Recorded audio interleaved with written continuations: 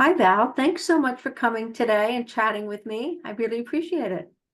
I'm happy to be here, Eliora. This is exciting. I'm glad to be part of this. Excellent. So I guess you have a question for me. I do. I was wondering if you could answer how do people get past their anxiety to feel some joy, some peace in their life? All right. Whew, good question. Let me take a moment and reflect before I start. Keith, so all of us, everyone in the world, learns how to cope with stress and overwhelm, the hard things in life, by watching their families, their caregivers, their neighbors, how they respond when they're upset.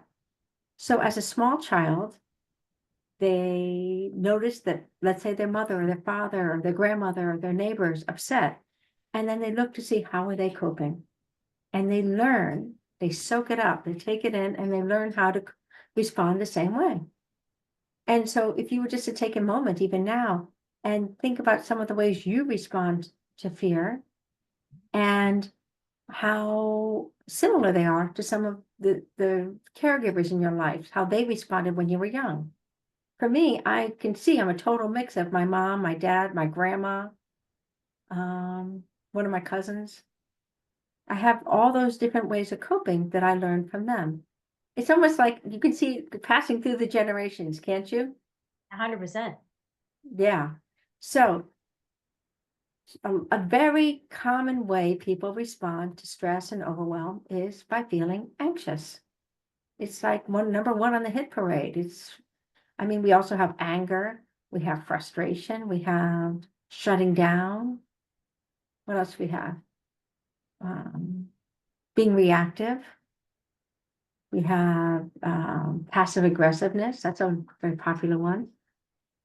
Okay. And none of those are particularly great. I don't think you would say that any of them are something that you want to have as a way of responding to stress and overwhelm, but it's what you've learned.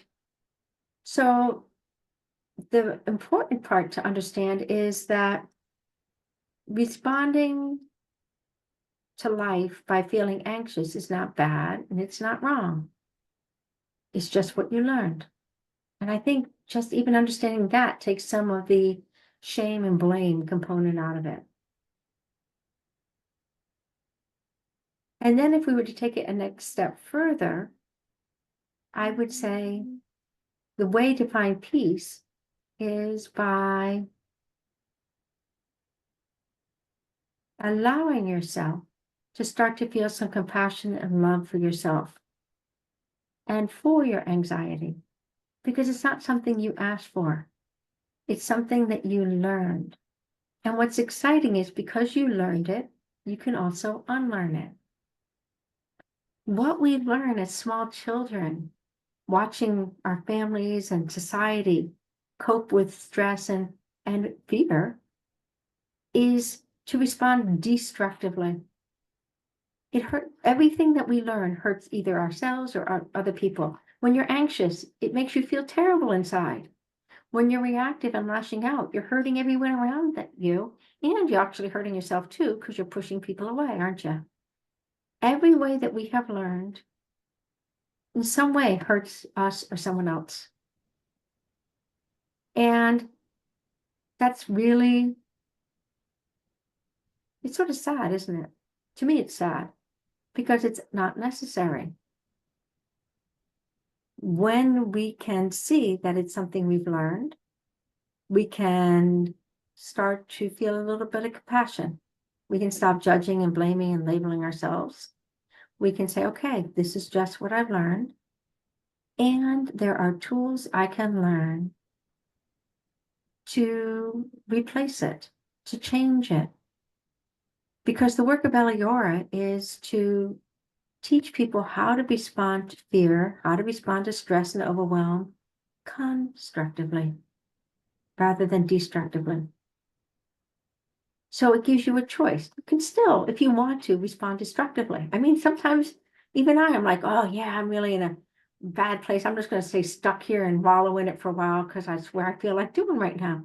But I have a choice. As soon as I want to, I'm like, okay, I've had enough of doing nothing and feeling bad about myself. I'm going to change. I'm going to get out there and change what's going on inside of me.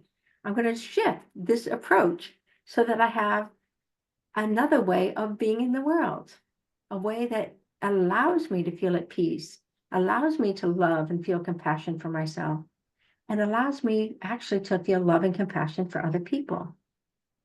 That's that's the gift of learning how to master your fear, your stress, your overwhelm, rather than it letting it master you, control you. That makes so much sense. And I think that ties into how you're always saying, how we are living the life that we're living the life that we've learned to be, and not the life that we were born to be. And it makes so much sense because we had to learn these things from someone. And Yeah, yeah, and for many years I was definitely enslaved to a lot of negative emotions, and I'm so happy that I found this work, that it has allowed me to move to a much better way of responding to life, being in life, being with others. Um, it's been a beautiful shift. excellent. Certainly makes life a lot easier, Oh, a yeah. lot more positive, doesn't it? Yeah, that's what I find. Because um I am now, as a result of doing this work, has shifted 180 degrees from who I was, like even 10 years ago, Mm. as I was, struggling with depression and anger and feeling stuck and alone.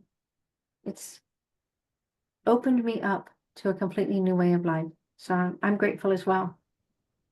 So thank you so much for coming on today. And I so appreciate having you in my life. Thank you. And the same goes for you. I don't know where I would be if I haven't met you. So I'm looking forward to more learning from you. Excellent. Me too.